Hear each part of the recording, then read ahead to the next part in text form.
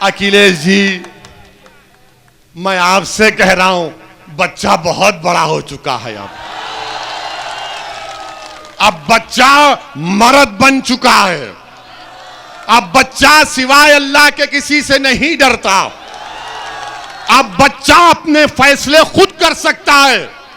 अब बच्चे में सोच पैदा हो चुकी है कि जब आपको वोट डालने से आपकी जात और बिरादरी मजबूत होती है तो फिर 19% मुसलमान क्यों मजबूत नहीं होगा। मेरे अजीज दोस्तों और बुजुर्गों, इन बातों पर आपको गौर करना है। मुरादाबाद के जिले में आया हूं तो यह बात कहना बहुत जरूरी है कि मजलिस पर इल्जाम लगाते हैं फिरका परस्ती का, मगर बताओ समाजवादी, बहुजन समाज पार्टी और कांग्रेस के लोगों,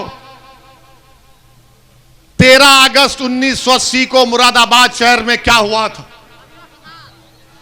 13 अगस्त 1980 मुरादाबाद शहर में ईद के दिन पीएसी की पुलिस ने 300 मुसलमानों को गोली मारकर कत्ल कर दिया। 300। क्या आपको मालूम नौजवानों, 300 मुसलमानों को कोई कुछ किया। आज मजलिस पर इल्जाम लगाते हैं। अच्छा, आप ये भी एक मजाक है कि अभी टीवी पर किसी ने मुझे बताया कि योगी आदित्यनाथ राहुल गांधी के बारे में कह रहे हैं कि राहुल गांधी, जरा रुक जाइए भाई, जरा एक मिनट। राहुल गांधी के बारे में यह कहा कि वो किसी मंदिर में गए तो उनको बैठना बराबर नहीं आया। मैं योगी आदित्यनाथ से कह रहा हूं, नरेंद्र मोदी जी से कह रहा हूं, अमित शाह से कह रहा हूं, राहुल गांधी से कह रहा हूं, अखिलेश यादव से कह रहा हूं, आप पांचों एक जगह बैठकर आप अपने दरमियान में तय कर लो कि इन सबसे बड़ा हिंदू कौन है। आप पांचों एक जगह बैठ जाओ और बैठकर कहो कि हम में से सबसे बड़ा हिंदू कौन है। राहुल गांधी हिंदू और हिंदुत्ववादी की बात करते हैं, बीजेपी हिंदुत्व की बात करती है। अच्छा बाबा, ये तो बताओ, जो मंदिर को नहीं जाता उसका क्या होगा? जो मंदिर को नहीं जाता, नहीं जाते क्योंकि संविधान में इजाजत है। संविधान तो यह भी कहता है कि अगर तुम किसी अल्लाह को भी नहीं मानते तो तुम भारत के नागरिक हो। मगर यही पैदा कर दिया जा रहा है। झगड़ा पूरा यह है कि सबसे बड़ा हिंदू कौन है। कोई विकास की बात नहीं। ये टीवी वाले खामखा बाइपोलर, कोई बाइपोलर नहीं है। बाइपोलर और ये सेकुलर लिबरल लोग, तुमको अल्लाह ने आंखें दी, दिमाग दिया, सोचते क्यों नहीं हो? तुम क्यों धोखा दे रहे हो इन मुसलमानों को? क्या तुम ये क्यों नहीं कह देते कि रात बड़ी लंबी अंधेरी रहने वाली है? हां, इस मुल्क में हमारे हिंदू भाई हैं जो आज भी भारत के संविधान को मानते हैं, मगर इस अंधेरी रात में उनका मौकफ एक जुगनू की तरह है। जो जुगनू अंधेरी रात में चमकता है ना, उस तरह से है। मैं ये नहीं कह रहा हूं, बल्कि एक सर्वे हुआ, उस सर्वे में कहा गया, CSDS का सर्वे, कि 44% मुस्लिम नौजवानों ने कहा कि उनके गैर मुस्लिम दोस्त उनसे भेदभाव करते हैं। बताओ, वो नौजवान जो कौम और मुल्क का मुस्तकबिल है, क्या लेकर आगे बढ़ रहा है? 2019 के चुनाव में क्या अखिलेश और BSP एक नहीं हुए? दोनों एक होकर लड़े। 75% मुसलमानों ने वोट दिया। बताओ फिर कहां बीजेपी क्यों इतना जीत गई? इसका कोई जवाब नहीं है। मगर ये अपने आप को सेक्युलर और लिबरल कहने वाले लोग जो हर टीवी चैनल पर बैठ जाते हैं, इनको एक लिफाफा मिलता है, उस पर शुरू हो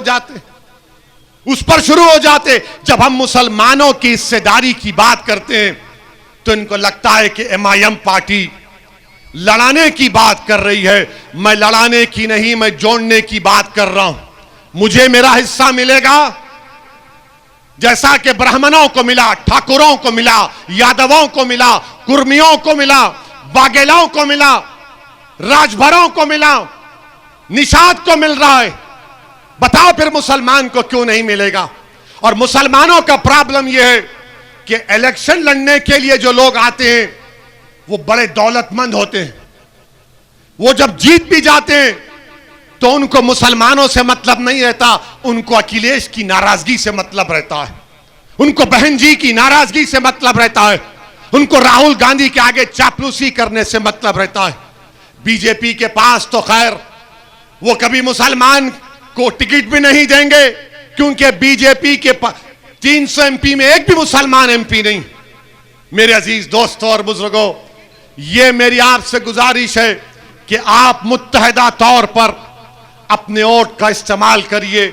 मजलिस का जो उम्मीदवार होगा आप उसके हक में दुआ करिए, उसको कामयाब करिए, अपने वोट से कुंदरकी में अपने विधायक को बनाइए।